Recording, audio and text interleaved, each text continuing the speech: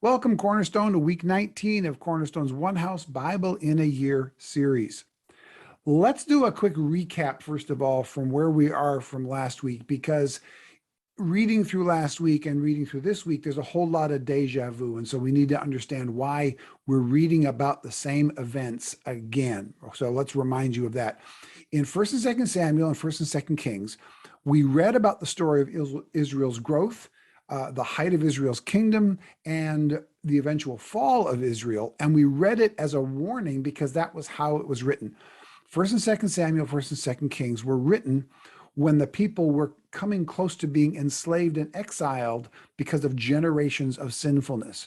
So the story is longer and it includes all of the negative parts, including as well as the positive parts. Now, as we get to 1st and 2nd Chronicles, we're reading two documents that were written at a different time. They were written after the exile, after Israel had been punished, and they're in a time of rebuilding again. So first, the Samuels and the Kings were written as a warning. Here's why you're about to get the punishment you're about to get. The 1st and 2nd Chronicles is shorter because it's written to encourage the people who are now coming to reestablish the land after their punishment is over. So they're both accurate. They both have completely accurate parts of the story. There are a couple things that we're going to read that were not in 1st and 2nd Samuel, 1st and 2nd Kings, but mostly it's simply from a different angle, one for a warning and one for encouragement. So let's take a look at where we are. When you begin this week, we're going to be at 1st Chronicles chapter 13. The reading this week will start with King David reestablishing the nation of Israel after it had been falling and faltering for years under King Saul's madness at the end of his reign.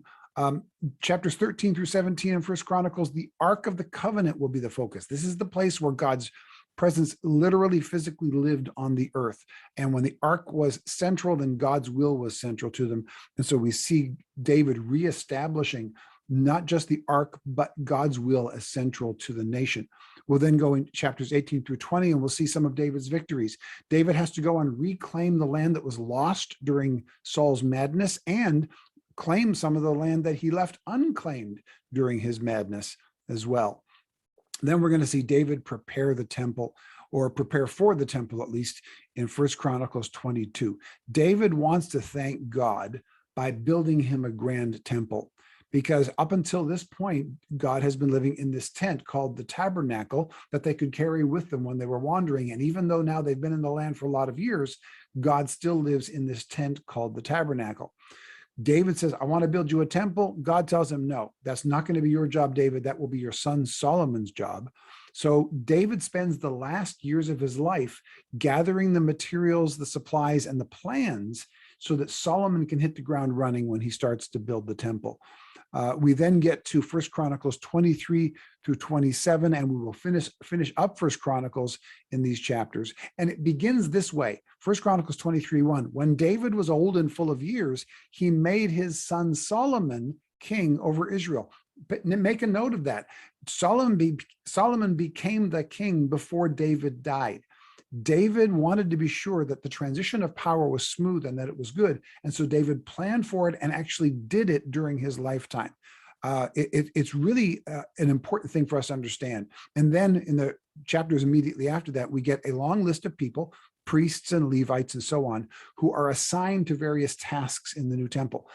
It's really easy to skim over this because it's this person was assigned to this job and this person was assigned to this job, and it feels really boring to read. But as you read chapters 23 through 27, take note of a couple things. Take note, first of all, that what this is telling us is that worship, because we're talking about people who are going to be working in the temple where they will worship, right? Worship is important enough to organize thoroughly. Right? We're assigning people as priests, as Levites, as singers, as gatekeepers, as treasurers. We're giving them the jobs they're going to do. It's boring to read, but it's important to note there's a lot of planning in this, which also leads us to the second main point as we read through the chapters, the idea of organized religion. We've got this thing that organized religion is somehow a bad thing.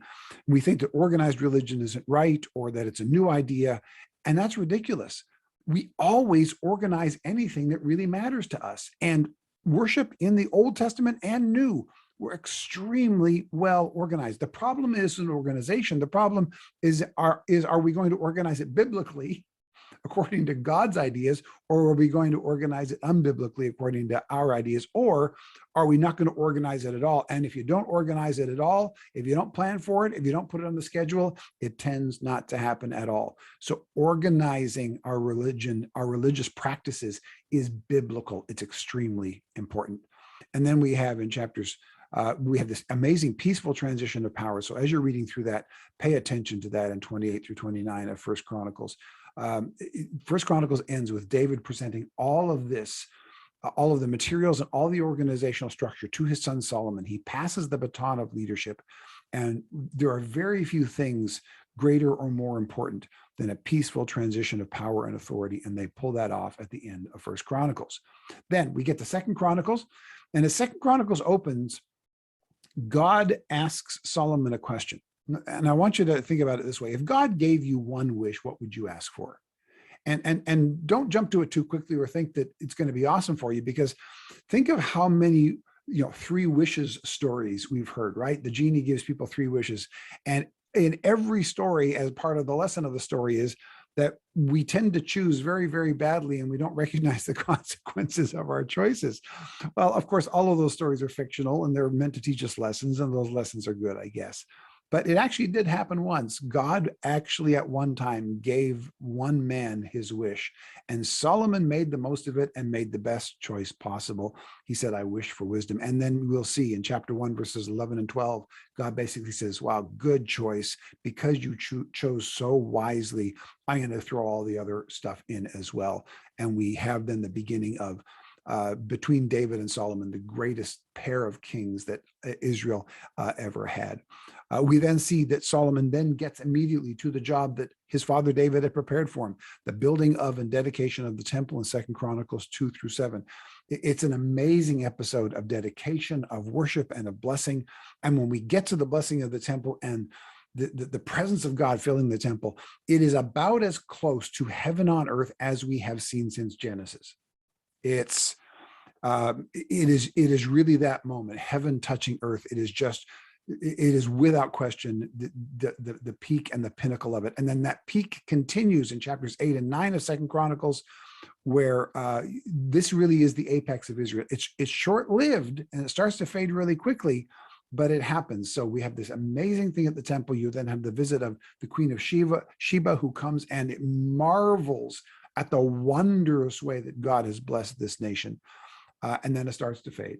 And we get Second Chronicles 8 and 9, where this segment of it ends with Solomon's death. And by the time Solomon has died, the glory has started to fade.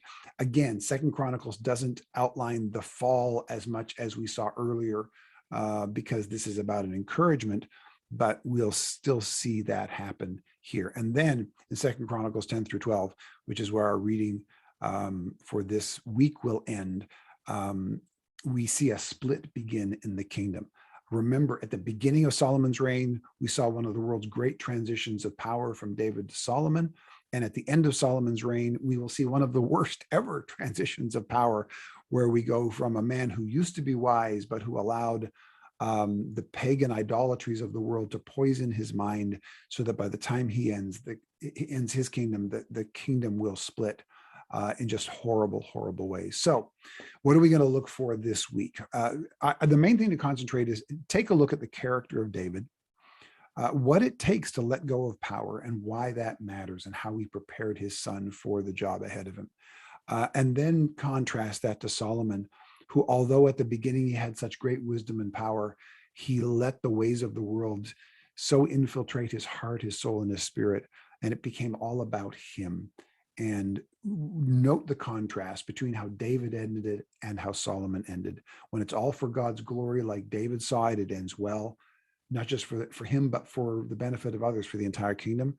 And when we let that go and we start making it all about ourselves, things go badly. So let's concentrate on the character of David, especially, because that's the good news for this week. Take a look at that and see the amazing things that happen when we do things God's way. All right, thanks. We'll see you next week.